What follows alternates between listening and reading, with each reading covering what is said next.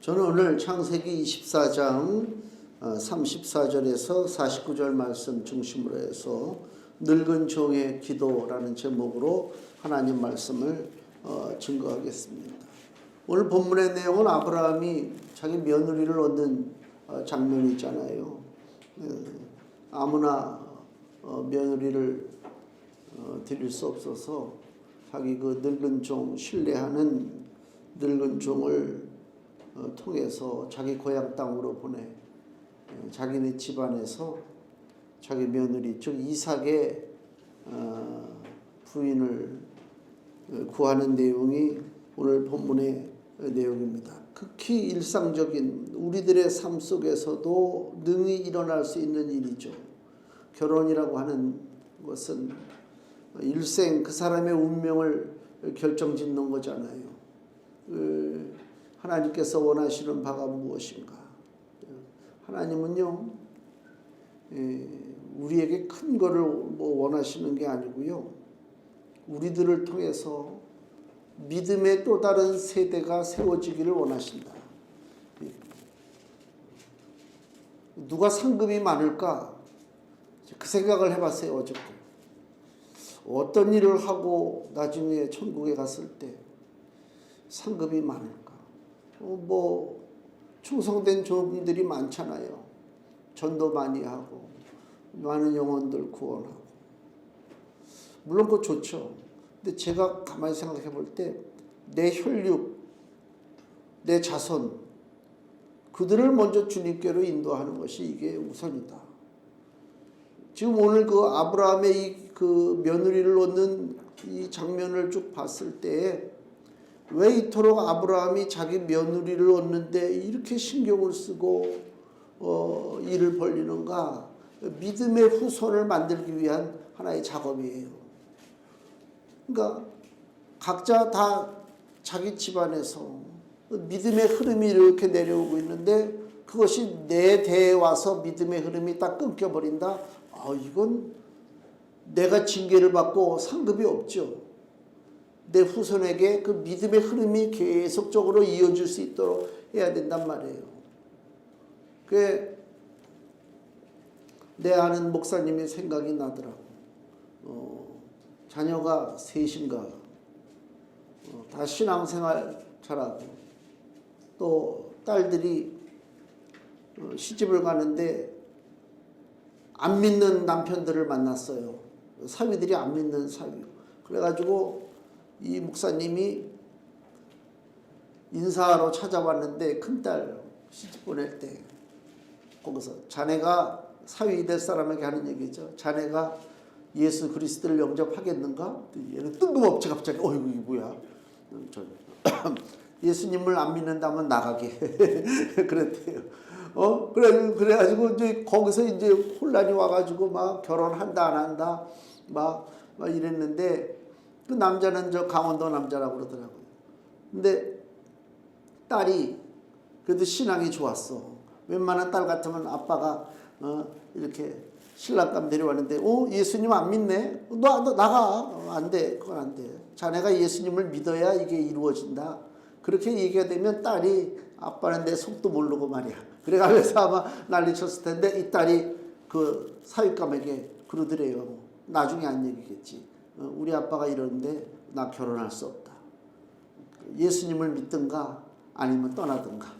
그러니까 어떻게 그걸 믿는다고 그래야지 뭐 일단은.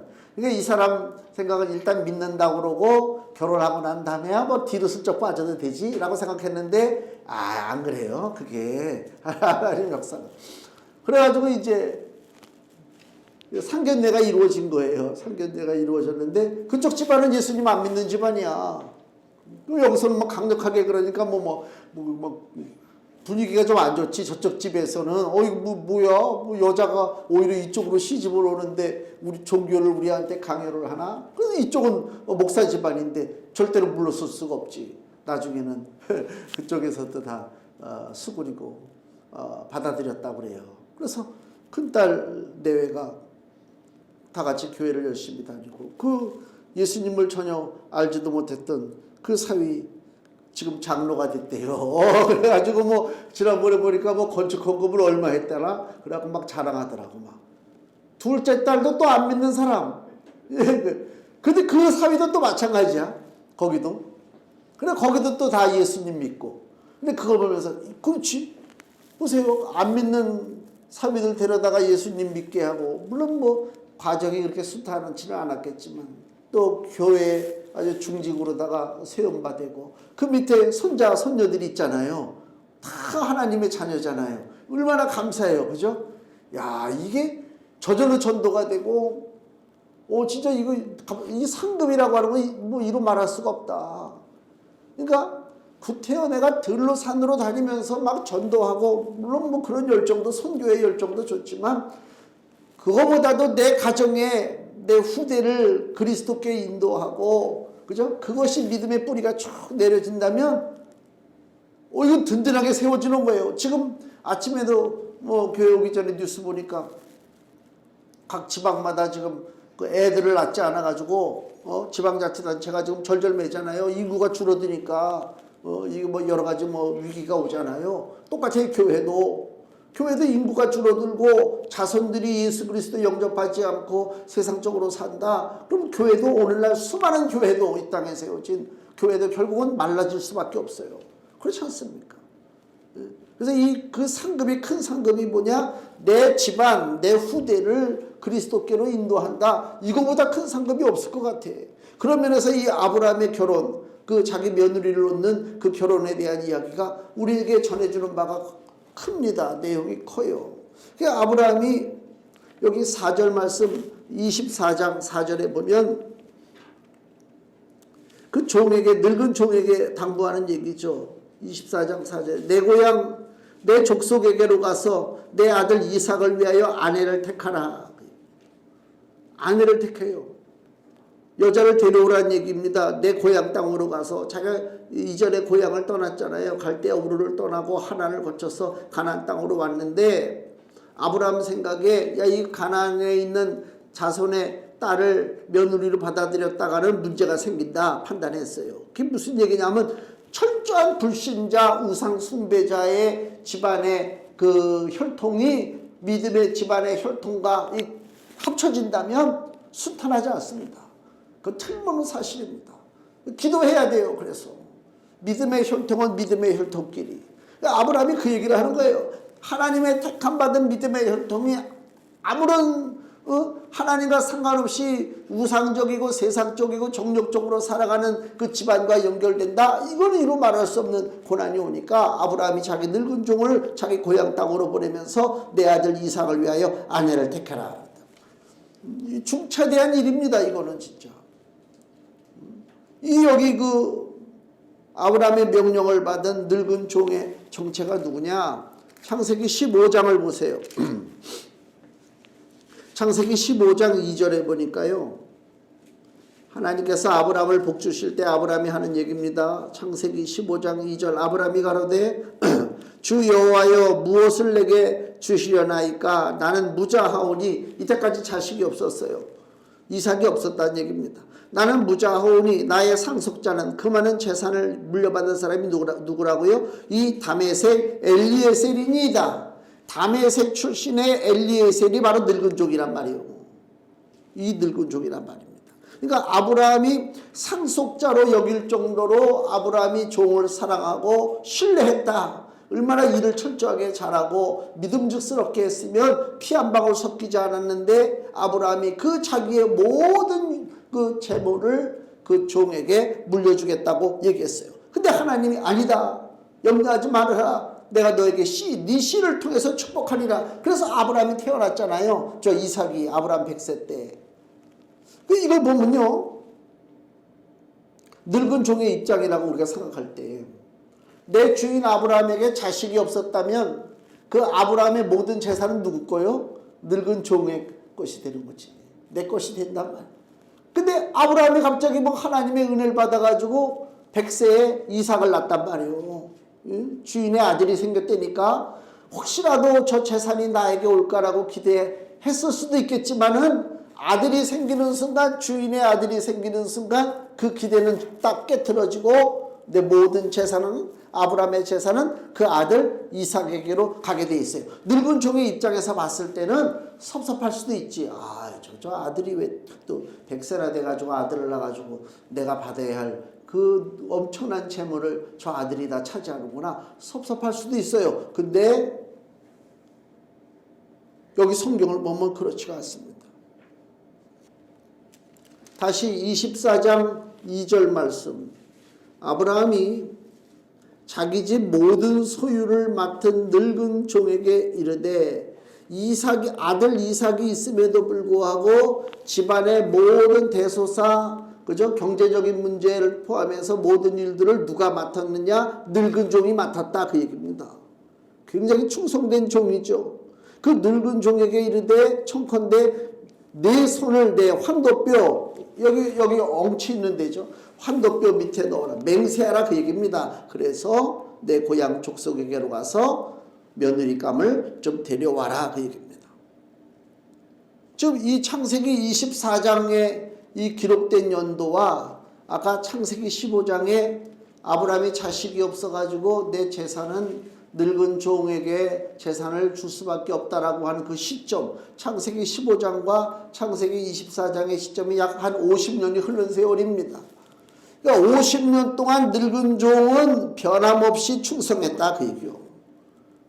삐지지 않았다, 그 얘기입니다. 섭섭해하지 않았다, 그 얘기입니다. 계속적으로 주인의 모든 소유를 맡아서 일할 정도로 신뢰를 받은 종이 바로 늙은 종이다. 즉 마음으로부터 충성된 종이다, 그 얘기입니다. 사람이 잠깐 충성할 수 있어요. 근데 50년을 충성한다? 이게 쉽지 않습니다. 쉽지 않습니다. 정치하는 사람들도 보면은 자기의 그 계산 이득을 따져가지고 언제는 이 사람한테 충성했다가 언제는 이 사람한테 충성했다가 막 수시로 바뀌잖아요. 그게 사람들의 그 추한 모습이란 말이에요. 근데 이 늙은 종은 어떻다고요? 50년이 지나는 현 시점까지도 아브라함에게 충성했다. 우리들에게 뭘 보여줘요? 우리 성도들 역시 하나님의 종으로 택함을 받았습니다. 여기 고린도전서 4장 말씀을 보세요. 신약성경 고린도전서 4장 1절에서 2절, 신약성경 267페이지. 사람이 마땅히 우리를 그리스도의 일꾼이요 하나님의 비밀을 맡은 자로 여길지어다. 그리고 맡은 자들에게 구할 것은 충성이니라 그랬습니다. 우리 하나님의 종들 무슨 안수받고 목사가 되고 장로가 돼야 하나님의 종이 아니라 성도들도 다 하나님의 종이란 말이에요. 종으로 부름받았단 말이에요. 근데 종에게 원하는 게 뭐라고요? 마땅히 맡은 자들에게 구할 것은 충성이다. 충성. 근데 오늘날 우리가 몇십 년을 주님 앞에 충성하느냐, 그 얘기입니다. 이 늙은 종처럼 힘을 다해서 충성하고 있느냐. 우리가 잘 아는 그 달란트 비유가 있잖아요. 마태복음 25장 보시면요, 마태복음 25장 30절에 마태복음 25장 30절에 주님이 이제 그 달란트 비유를 하시면서 한 달란트 맡은 자가 이득을 남기지 않고 땅에 묻어뒀다가 주인이 왔을 때 도로 주인에게 그 한 달란트를 그대로 주는 장면이 나오잖아요. 그때 주인이 뭐라고 책망하냐면, 이거 예수님의 책망이죠. 마태복음 25장 30절, 이 무익한 종을, 이 종을 뭐라고 부른다고요? 무익하다, 무익한 존재다. 이거 참 비참한 얘기입니다. 사람이 어디에 갔는데 당신은 우리하고는 전혀 상관없고 무익한 존재야, 쓸모없는 존재야, 이거 버려지는 거 아닙니까? 여기 그 한 달란트만 남긴 종에게 주님이 책망하시는 내용이, 무익한 종을 바깥 어두운 데로 내어 쫓으라. 거기서 슬피 울며 이를 갈미 있으리라. 왜 이를 갈아요? 사람들이요, 자기 잘못을 몰라요. 이 책망을 받고 벌을 받으면 내가 잘못했구나 회개해야 되는데, 책망받을 때 마음에 무슨 생각이 들어요? 도전하는 마음이 생긴다니까. 내가 뭘 잘못했는데. 그래서 이를 가는 거란 말이에요. 이 무익한 종이요. 제가 늙은 종의 얘기를 했잖아요. 아들 이삭만 없으면 모든 재산이 내 것이 될 수 있었던 상황이란 말이에요. 근데 아들이 태어났어요. 근데 이제 와서는 그 아들이 장가를 들어야 되는데 이삭이 40살 때 장가 들거든요. 장가를 들어야 되는데 그 아들의 장가 들길 위해서 이 늙은 종이 또 신부를 한다고 먼 길을 생각하기에 따라서는 뭐야, 나는 뭐 이용만 하는 거야? 저 아들 때문에 내가 잘된 게 뭐가 있어? 저 아들 때문에 재산도 못 물려받지, 심부름이나 하고 돌아다니지, 그럴 수 있잖아요. 근데 늙은 종은 안 그랬다니까 충성을 바쳤단 말이에요. 여기 마태복음 25장에 있는 이 한 달란트 받은 자는 무익한 종이요, 쫓겨나서 이를 갈고 있어요. 이게 인간의 아주 못된 본성이다. 하나님 앞에 기도하셔야 돼. 하나님, 내 마음속에 한 달란트 남겨 그냥 땅에다 묻어뒀다가 주인한테 돌려준 이 무익한 종의 마음, 혹시 내가 갖고 있는 건 아닌가? 조금 잘 되면 좋고 조금 안 되면 원망하고 이를 갈고 그런 심정은 또 아닌가 한번 생각을 해봐야 된단 말입니다. 무익한 종이란 말이에요. 이 나쁜 의미의 무익한 종이죠. 누가복음 17장에 보니까 좋은 의미의 무익한 종이 있어요. 누가복음 17장 10절 말씀. 누가복음 17장 10절에 보면요, 예수님이 이런 말씀을 해요. 주인이 이제 밥을 먹어야 되는데 밥상을 차려야 될 거 아닙니까? 근데 누가 차려요? 종이 차리죠. 종이 밭에서 밭을 갈고 양을 치고 집에 힘들게 들어왔는데 주인이 어이구 너 힘들게 일하고 들어왔으니까 좀 쉬어라 그러겠냐 그거예요. 아무리 힘들게 일하고 들어왔어도 주인의 밥상을 차려요. 그러면서 하시는 말씀이 누가복음 17장 10절에 이와 같이 너희도 명령받은 것을 다 행한 후에 밭에서 일하고 양도 치고 그 다음에 주인의 밥상도 차리고 힘들지. 명령받은 것을 다 했어요. 행한 후에 이르기를 어떡하라고? 우리는 무익한 종이라. 스스로 내가 나는 무익한 종이라 우리의 하여야 할 일을 한 것뿐이라 할지니라. 이거 보면 어떻게 보면 좀 억울한 것 같아요. 그렇죠? 나는 열심히 일했어. 주인을 위해서 밭에서 일하고 양도 치고 밥상도 차려 바치고 근데 뭐라고요? 그렇게 하면서 야, 난 이 정도면 내가 충성됐지, 일 잘했지 그래야 되는데 예수님은 뭐라고 우리를 가르쳐요? 그렇다 할지라도 스스로 뭐라고 얘기하라? 나는 무익한 종이라. 그 얘기입니다. 그 얘기는 뭐예요? 주님 앞에 공과를 따지지 말고 주님 앞에 뭘 주장하면 안 되는 거예요. 우리 신세는. 왜 신세란 표현이니까 좀 부정적인 것 같은데 우리의 지금 입장은 내 주인 앞에 주여 내가 이렇게 하지 않았어요. 내가 이렇게 했는데 왜 나한테 왜 이렇게 해줘요? 이렇게 따질 입장이 아니라는 것입니다. 냉정하게. 왜요? 나는 어차피 지옥 저주에서 사라지고 심판받을 인생이었지만은 우리 주 예수 그리스도께서 나를 살려주셨어요. 이게 감사한 거예요. 내가 죽을 뻔했는데 살아났다니까. 이거보다 감사한 게 어디 있어요? 근데 인간의 본성은 그 악한 무익한 종처럼 내가 왜 무익한지조차도 모르고 주인의 처분에 일을 간단 말이에요. 우리 속담에 물에 빠진 놈 건져주니까 뭐 달라고 그래요? 보따리 달라고 그런다고 똑같은 거예요. 우리가 물에 빠졌었어요. 사망의 물에 빠졌다니까 주 예수께서 건져주셨어요. 근데 보따리 달라고 그래요? 그러지 말고 주여 나는 무익한 종입니다. 왜? 주님이 더 잘하시니까. 늙은 종이 50년 이상 아브라함 밑에서 일하면서 아시죠? 내가 이렇게 일하는 거 그렇게 뽐내지 않았단 말이에요. 말도 없이 묵묵하게 자기 사명을 감당했어요. 근데 주인이 마지막에 자기 운명이 다 돼가고 아들 이삭을 장가를 보내야 되는데 이 중차대한 일을 누구에게 맡기느냐? 내 혈육 누구를 찾아서 맡기느냐? 사돈의 8천 누구한테 맡기느냐? 그게 아니고 바로 묵묵히 일한 늙은 종에게 그 귀한 집안에 그 믿음의 혈통을 세우는 일을 자기 늙은 종에게 맡겼다. 그건 무슨 얘기입니까? 우리가 늙은 종이라고 생각할 때에 나 이렇게 일했어요 라고 티를 내지 않아도 주 대신 예수 그리스도는 우리가 어떤 일을 하고 사는 줄 다 아실 줄로 믿습니다. 그렇기 때문에 주님 앞에는 뭐 이렇게 일을 갈미 있으면 안 된단 말이에요. 많은 사람들이 일을 가요. 영적으로 내가 이렇게 기도했는데 내가 이렇게 충성했는데 내가 이렇게 했는데 왜 나에게 이게 일을 가는 거란 말이에요. 그렇게 하면 안 돼. 이를 갈 것이 아니라 나는 괜찮습니다. 나는 무익한 종입니다. 그렇게 하라고 주님이 우리에게 가르쳐 주고 계시다 그 얘기입니다. 아브라함이 늙은 종을 자기 고향 땅으로 보내면서 당부하는 이야기가 여기 창세기 24장 3절 4절 말씀입니다. 내가 너로 하늘의 하나님 땅의 하나님이신 여호와를 가리켜 맹세하게 하노니 너는 나의 거하는 이 지방 가나안 족속의 딸 중에서 내 아들을 위하여 아내를 택하지 말고 가나안 족속을 택하지 말라 그 얘기입니다.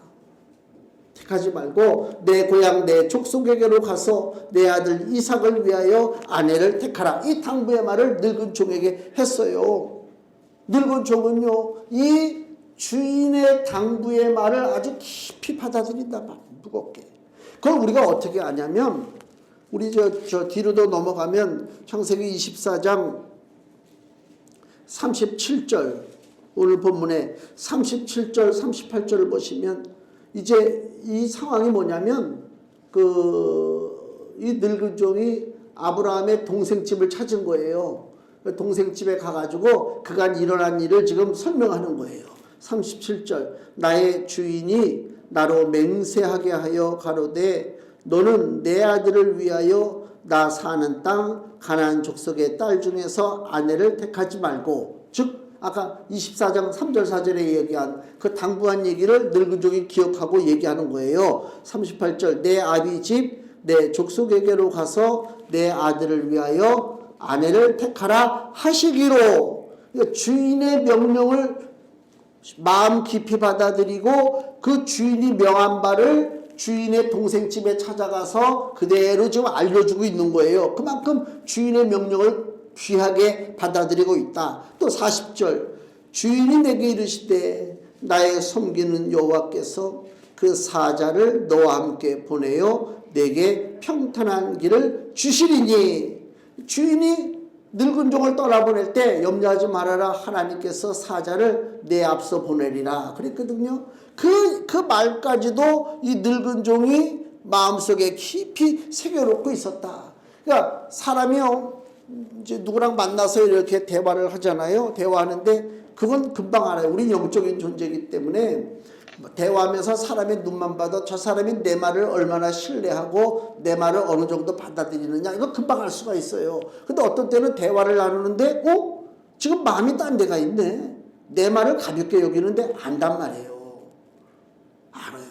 그렇다고 해서 내가 말한 거 지금 내가 뭐라고 얘기했지 물어볼 수는 없어. 그렇게 하면 이거 서로 입장이 곤란하니까 그냥 그런가 보다. 그러면 저 사람이 내 말을 신뢰하지 않고 가볍게 받아들인다고 느껴질 때 나는 어떻게 변화되느냐? 그 사람에게 더 이상 진지한 얘기를 할 필요가 없어요. 그죠? 가벼운 얘기하고 끝나는 거야. 더 뭔가 유익된 얘기를 하고 싶지만은 그 사람이 받아들이지 않는데 어떻게 유익한 얘기를 합니까? 근데 이 늙은 종은 주인 아브라함이 하는 얘기를 다 받아들였어요. 그리고 그걸 가서 그대로 지금 전달하는 거예요. 이렇게 명령했기 때문에 내가 이렇게 한 것입니다. 소돔이 멸망할 때 창세기 19장 보면 그 롯이 아브라함의 조카 롯이 사위들을 불러다가 당부하는 얘기가 있어요. 창세기 19장 14절 23페이지. 그 아브라함의 조카 롯이 소돔성에 살고 있었잖아요. 근데 하나님이 소돔을 지금 유황불로 심판하실 지금 작정이거든요. 그러니까 빨리 피난 가야 될 거 아닙니까? 그래서 롯이 창세기 19장 14절에 롯이 나가서 그 딸들과 정혼한 사위들에게 고하여 이르되 여호와께서 이 성을 멸하실 터이니 너희는 일어나 이곳에서 떠나라 하되 그 사위들이 어떻게 여겼다고요? 농담으로 여겼다. 말은 벌써 그렇잖아요. 떠나지 않으면 죽는단 말이에요 지금. 근데 사위들이 봤을 때 뭐 벌건대낮에 멀쩡한 세상에 갑자기 무슨 뭐 이 성이 왜 멸망당해? 누가 쳐들어온다는 얘기도 없는데 그 장인의 얘기를 우습게 여긴 거야. 결국 어떻다고 이 사위들은 불타는 유황불에 멸망당할 수밖에 없었다 그 얘기입니다. 그러니까 상대방의 말을 그 귀한 진리의 말을 귀한 그 말씀을 가벼이 여기면 하나님이 피할 길을 설령 예비했다 할지라도 그 피할 길로 갈 수가 없다, 그 얘기입니다. 하나님께서 이 아브라함에게 늙은 종을 보내서 이삭의 아내를 구하라고 할 때에 여기 창세기 24장 7절 다시 보시면요, 7절 하늘의 하나님 여호와께서, 지금 아브라함이 늙은 종에게 당부하는 얘기 중에 하나죠. 하늘의 하나님 여호와께서 나를 내 아버지의 집과 내 본토에서 떠나게 하시고 내게 말씀하시며 내게 맹세하여 이르시기를 이 땅을 내 씨에게 주리라 하셨으니, 내 씨는 누군요? 여기 이삭을 얘기하는 거란 말이에요. 그가 그 사자를 내 앞서 보내실지라 내가 거기서 내 아들을 위하여 아내를 택할지니라. 이 7절의 말씀의 의미를 우리가 잘 봐야 돼요. 지금 늙은 종을 보내면서 아브라함이 나이 많아 늙었으니까 종도 계속 같이 있었던 종도 늙었어요. 그 종이 무슨 일을 하겠습니까? 힘이 딸려서 어디 먼 길을 차를 타고 가는 것도 아니고 걸어서 가는 길인데, 근데 그 늙은 종이 무슨 힘을 쓸 것인가? 아브라함이 그 종에게 너 염려하지 마. 왜 염려하지 말아야 되느냐? 하나님께서 사자를, 즉 천사를 내 앞서 보내실지라. 그거를 이 늙은 종이 마음속에 두고 있는 거예요. 하나님의 사자, 하나님의 천사를 앞서 보낸다는 얘기는 뭐예요? 지금 이 아브라함이 자기 며느리를 얻는 일은 단순한 집안 행사가 아니라니까 하나님의 역사하심이란 말이에요. 하나님의 관심 있는 일이요. 그래서 하나님께서 사자를 먼저 보내신다, 그 얘기입니다. 하나님이 사자를 보낸다는 얘기는 뭐예요? 너는 네가 수고한다고 되는 게 아니야. 네가 애쓴다고 되는 게 아니야. 우리나라 사고방식은요, 열심히 수고하고 애쓰고 노력하면 부흥된다고 그러잖아요. 그게 아니더라고. 내가 참 부흥이 많이 돼가지고 막 이런 소리를 막 해야 사람들이 그런가 보다 그럴 텐데, 우리는 자기 공로를 잠깐만 집어넣길 원해요. 제가 그런 얘기를 자주 하잖아요. 대한민국에 있는 교회는 어느 교회는 어느 목사, 어느 교회는 어느 목사, 이런 교회들이 있잖아요. 그거 아니라고 난 얘기하는 거란 말이에요. 왜 그러냐면 모든 공로는 오직 하나님께로 있는 거예요. 저 아무개 교회는 뭐 이렇게 뭐 기독교 방송이라든가 신문에 나온 거 보면 어느 지역에 어느 교회가 부흥됐대. 그 교회 목사님은 이렇게 하고 저렇게 해가지고 교회가 부흥됐대. 그러면 교회 부흥에 있어서 결정적인 키를 누가 쥐고 있다? 그 목사가 쥐고 있는 거잖아요. 동네에서 장사하는 사람하고 다를 게 뭐가 있어? 장사가 잘 되고 못 되고도 다 그 사람이 일하는 사람들이 수고하고 열심히 뭐 아이디어를 짜내고 다를 게 없잖아. 교회랑 장사하는 사람들이라고. 중요한 것은 교회의 머리는 누구라고요? 예수 그리스도란 말입니다. 네 공로가 중요한 게 아니라니까. 지금 이 늙은 종에게 하는 얘기는 내가 너를 심부름꾼으로 보내고 있지만 네가 일하는 게 아니야. 너 네 힘 가지고 하라 소리가 아니야. 네 앞서서 하나님께서 사자를 보내주신다. 하나님이 너를 지키시고 보호해 주신다. 즉 그 얘기를 하고 있는 거란 말이에요. 내가 마치 무슨 뭐 열심히 준비해가지고 뭐 단련해가지고 무슨, 옛날에 이런 하나님의 은혜를 잘 모를 때는요, 초기 기독교 때는 그 사막 같은 데 보면은 거기 사막 같은 데다 집을 꼭대기에다 쳐놓고 거기서 돌을 닦는 거지. 돌을 닦고 경건하게 살고 거룩하게 살고, 그런 초대의 그 기독교 지도자들이 있었어요. 자기가 경건하고 거룩하고, 그래서 수도원 운동이 벌어졌단 말이에요. 수도원이 세워졌어요. 거룩한 사람들이 모여라 수도원. 나중에 그 수도원이 어떻게 됐어요? 부패의 온실이 됐다. 그래서 결국 유럽의 종교개혁이 일어난 거예요. 그러니까 사람의 그 행위에 한계가 있단 말이에요. 아무리 애쓰고 수고해도, 우리가 목욕을 하잖아요. 열심히 목욕을 해도 목욕하고 나면 깨끗하잖아요. 그 깨끗함이 얼마나 갑니까? 목욕 얘기가 나와서 말인데, 명절 마지막 날에 나도 새 마음을 가지고 목욕을 좀 해야 돼. 몇 년 동안 목욕탕을 안 갔어요. 그래서 결심하고, 설마 그때가 영하 10몇 대 바람이 막 부는데 내가 설마 이때 누가 목욕탕을 가랴, 남자들이 귀찮게. 그리고 오전에 목욕탕을 갔어요. 귀가 떨어지는 것 같더라고. 이 추운데 내가 무슨 열심을 가지고 딱 들어가는데 사람이 얼마나 많은지, 어우 세상에. 아니 이거 무슨 시골도 아니고 무슨 그래가지고 대충 하가지고 빨리 탕설이 한 5분이고 앉았다가 나와서 좀 때라도 밀어야 되겠다고 이제 앉아서 이제 딱 하고 있는데 빈자리가 별로 없어. 근데 내 뒤에 누가 와서 딱 앉았는데 딱 거울에 비치는 머리가 등판에 용인지 꽃인지 그거 모르겠어. 아이고 왜 이렇게 등판을 다 갖다 그냥 도배를 해놨어. 이 문신으로다가. 쳐다는 못 보겠어 괜히. 왜 거기도 거울로 나 보고 있잖아. 나도 거울로만 보는 거야. 그다음부터는요 물을 뿌리는데 막 씩 뿌리잖아요. 이게 나도 모르게 밑으로 내려가죠. 누가 시키지도 않았어. 혹시 물이 이것 좀 삐쳐나가면 또 괜히 새 정초부터 뭐 괜히 그렇잖아. 물론 힘으로 하면 나도 내 지지는 않지. 근데 괜히 그렇죠. 못하겠어. 싸워봐야 뭐 할 거야. 그래가지고 내가 몇 분 만에 집에 왔나? 1시간이 안 됐죠. 한 30분 만에 집에 왔나? 30분 만에 집에 왔어요. 우리 삶 속에 내가 원튼 원치 않던 그러한 상황이 있어요. 내가 생각하니까 참 웃기고 재밌지만 우리 삶 속에 나도 모르게 내가 움츠러들고 아무것도 아닌 일로 움츠러들고 기죽고 눈치 보고 괜히 그럴 때가 있잖아요.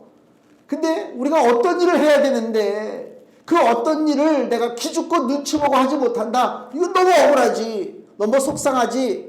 목욕탕에서야 까지가 한 30분 만에 에이 내가 간다 먼저 그냥. 그리고 가면 끝나는 거지만 일은 그게 아니잖아요. 그때 뭐라고요? 하나님께서 하나님의 사자를 나보다 앞서 보내셨다. 그 얘기요. 내가 처리할 문제가 아니라니까요. 하나님 앞에 맡기는 거예요. 늙은 종이 가는 길은요. 그냥 단순한 심부름길이 아니요. 늙은 종이 가는 길은 무슨 길? 믿음의 길이요. 믿음의 길이요. 마치 심부름하는 것 같잖아요. 주인집 찾아가 주인의 동생 집에 찾아가서 리브가라고 하는 아리따운 그 아가씨를 며느리로 받아들이는 그 심부름을 하는 것 같지만 실상은 늙은 종은 단순한 심부름이 아니라 모든 일을 하나님이 하시는 거예요. 그냥 믿음의 길로 가는 거예요. 믿음과 순종의 길로 가는 거예요. 여기 그래서 기도하는 내용이 나오잖아요. 기도하는 내용이 나오잖아요.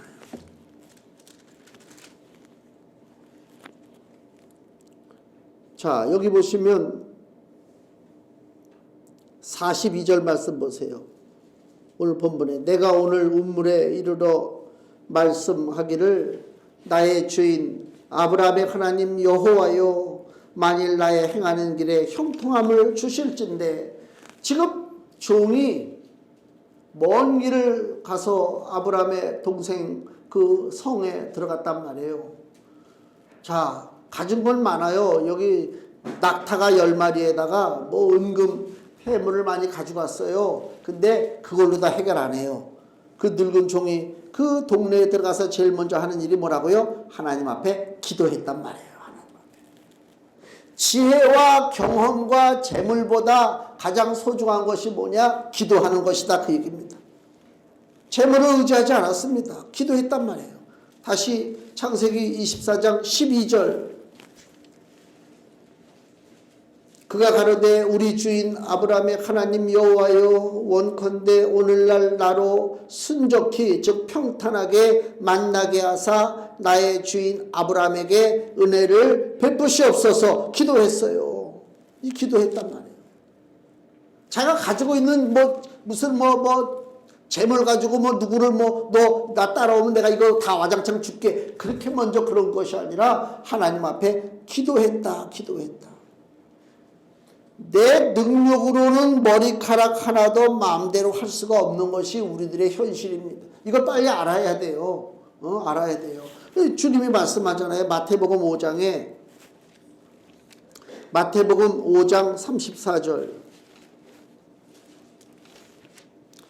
나는 너희에게 이르노니 도무지 맹세하지 말지니 하늘로도 말라. 이는 하나님의 보좌임이요. 예수님 말씀이 우리 보고 맹세하지 말래요. 왜 맹세하지 말라고요? 그것을 행할 능력이 없으니까. 우리들이 무슨 능력이 있어요? 뭘 큰 소리 쳐요? 맹세하지 말래요. 그러면서 36절에 마태복음 5장 36절 네 머리로도 말라. 이는 네가 한 터럭도 희고 검게 할 수 없음이라. 도무지 맹세하지 말라는 거예요. 큰 소리 치지 말래요. 능력 없는 것을 인정하래요. 현명한 사람은요, 무거운 짐을 어떻게 한다고요? 주님께 맡기는 자입니다. 이게 중요합니다. 주님께 맡기는 거예요. 주님의 은혜를 바라봐야 된다. 그 부인은 일본 사람이고 남편은 한국 사람인데 애들이 둘이에요. 하나는 한 3살, 4살, 아직 둘 다 학교는 안 들어간, 딸이 한 7살, 6살 됐나? 아들이 3살, 4살인데. 어저께 우연히 그 유튜브에서 그걸 봤는데. 너무 아들이, 그 아들내미가 너무 귀여워. 딸은 너무 예쁘게 생겼어. 난 예쁜 건 안 귀여워. 난 예쁜 거 별로 안 좋아해. 근데 아들은요, 그 아들내미는 그 만화 영화에 나오는 그 심술꾸러기처럼 생겼어. 난 그런 애들이 너무 귀여워. 근데 그 일본인 엄마가 아들을 훈련하는데 마이쮸라고 요 조그만 거 시큰거리는 거, 그거를 5개인가 몇 개를 요 접시에다 딱 놓고 거기 앉혀놔. 그리고 엄마 화장실에 갔다 올 텐데 너 5분만 안 먹고 있으면 내가 상 준다. 그리고 가 화장실에. 얘는 마이쮸라고 하는 것은 나는 뭐 그거 돈 주고 먹으래도 못 먹겠더구만. 그거 쉬어서. 얘는 그 마이쮸에 꽂혀가지고요 너무 좋아해. 환장을 해. 그 걔한테 5분을 기다리래. 그 3살짜리 애한테. 어떻게 기다리는 줄 아세요? 그걸 안 보고 기다려요. 이야, 똑똑하더라. 안 봐. 딴짓을 해. 그것도 안 돼. 엄마가 왜 이렇게, 엄마, 왜, 지금 뭐 해? 왜 아직도 안 나와? 엄마 나갈게. 아직 안 먹었지? 그 나중에 어떻게 해요? 여기 앞에 있는 거 시선을 두지 않으려고 제가 뒤돌아서 있어. 이렇게 하고. 5분을 버팁니다. 대단합니다, 그거. 그리고 엄마가 와가지고 막 칭찬해주고, 네가 약속 지켰으니까 내가 너에게 약속대로 상급을 준다 해가지고 마이쮸 하나를 또 딱 줘. 그러니까 그걸 받아가지고 자기 엄마를 딱 주더라고. 야, 그 말썽꾸러기가. 그거 굉장히 제가 교훈을 받는 거예요. 교훈을 받는 거예요. 하나님이 우리에게 명령하셨어요. 보지 말라, 만지지 말라, 먹지도 말라 명령하셨단 말이에요. 근데 우리는 어떻다고요? 바라보고 있는 거예요. 계속 그것만. 그 꼬맹이 3살짜리도 이걸 바라보면 마음이 정말 흔들리니까 그걸 안 봐요. 딴짓 한다니까. 근데 어떻게 한다고요? 우리 인간은 바라보고 있잖아요. 선악과 따먹잖아요. 하나님 앞에 죄 짓잖아요. 하지 말라고 하는 짓을 하잖아요. 이 사회가 이렇다니까요. 나는 능력이 없어요. 고백하란 말이에요. 맹세하지 말라. 니들이 할 게 뭐가 있어? 아무것도 못하지. 보암직도 하고 먹음직도 하고 지혜롭게 할 만큼 탐스럽기도 해서 따먹게 되잖아요. 이게 죄가 우리 삶 속에 들어왔단 말입니다. 현명한 사람은 주님 앞에 맡기는 거예요.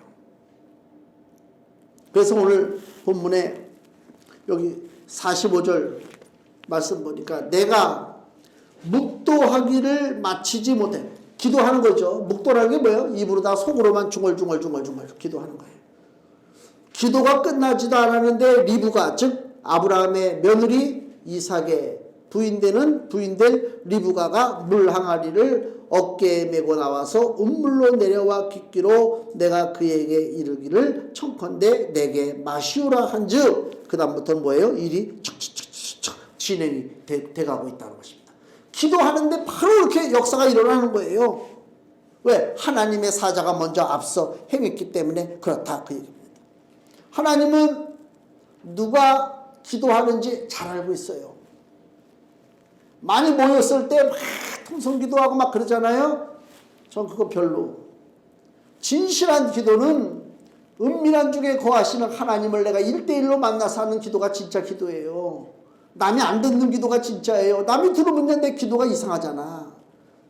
그 전에 저 청년 때 중예배실에 가가지고 막 기도하면 옆에서 기도하는 내용이 다 들려. 그 본의 아니게 듣게 되는 거야. 또 이 양반 또 이런 사연이 있구나. 예? 그래도 나 또 가만히 있으면 이상하잖아. 근데 또 내 사연을 소리내서 얘기하자니 이 사람이 들을 것 같잖아. 그러니까 이 기도가 잘 안 나와. 그냥 쫙. 그래서 통성기도 할 때 보면 사람들이 막 목이 터져나게 소리 지르는 게 뭐예요? 자기 진심은 얘기 안 해. 진심은 얘기 안 하고 쫙 한다니까. 누가 진심을 얘기할 때 그렇게 소리 지르고 얘기하는 사람이 어딨어? 다 가짜 기도하고 있는 거란 말이에요. 진짜 기도는 뭐라고요? 아버지 아시죠? 그리고 기도하는 거예요. 은밀한 곳에서. 그게 진짜 기도지. 그거 이 사람이 듣든 저 사람이 듣든 그거 쇼하는 거란 말이에요. 그게. 하나님은 누가 기도하는지 알아요. 사도행전 9장을 한번 볼까요? 사도 바울이 예수님 잡는다고 다메섹으로 가다가 예수님 만나서 말에서 떨어져 장님이 됐잖아요. 사도행전 9장 11절 말씀입니다. 예수님께서 아나니아라고 하는 사람을 이제 그 청년 사울이죠. 사울에게 보내면서 하는 얘기입니다. 주께서 가라사대 사도행전 9장 11절 일어나 직가라 하는 거리로 가서 유다 집에서 다섯 사람 사울이라 하는 자를 찾으라. 저가 뭐 한다고요? 기도하는 중이라. 예수님 벌써 알고 있잖아요. 사도 바울 그다음 아직은 사도는 아니었지만 그 사울이라고 하는 청년이 말에서 꼬꾸라지고 눈이 멀어서 그 집에 박혀서 지금 기도하고 있는 금식하고 누가 듣는 사람 없어요. 소리 지를 힘이 어디 있겠어요. 안타까움으로 기도하는 거지. 근데 아무도 듣는 것 같지 않았는데 누가 듣고 계시다? 예수님이 듣고 계시다. 이게 진짜 복이에요. 주님이 들으시는 기도를 해야 돼요. 누가 듣는 기도가 중요한 게 아니라. 늙은 종의 기도가 그 기도거든요. 묵도한단 말이에요. 속으로 쭝얼쭝얼. 하나님 들으시옵소서. 기도하는 거란 말입니다. 하나님은 기도를 들으십니다. 역사하십니다. 하나님의 계획대로 아브라함은 리브가를 며느리로 얻어들이게 되고 이삭은 리브가를 아내로 맞아들여서 믿음의 족보가 다시 계속 이어지게 되었다 그 얘기입니다. 하나님께서 나의 기도를 지금 듣고 계신다고 하는 믿음을 가지고 우리가 일생 나는 기도의 사람으로 살아야 되겠다라고 하는 굳은 각오와 결단이 지금 있어야 될 줄로 믿습니다. 이 금주 말씀을 보세요. 시편 116편 1절에서 2절 말씀 같이 읽겠습니다. 여호와께서 내 음성과 내 간구를 들으심으로 내가 저를 사랑하는도다. 그 귀를 내게 기울이셨으므로 내가 평생에 기도하리로다. 아멘. 평생에 기도하리로다. 다시 한번 결심하셔서 기도함으로 하나님의 크신 은총을 누리시는 하나님의 귀한 자녀가 되시기를 주의 이름으로 축원을 드립니다. 기도하겠습니다.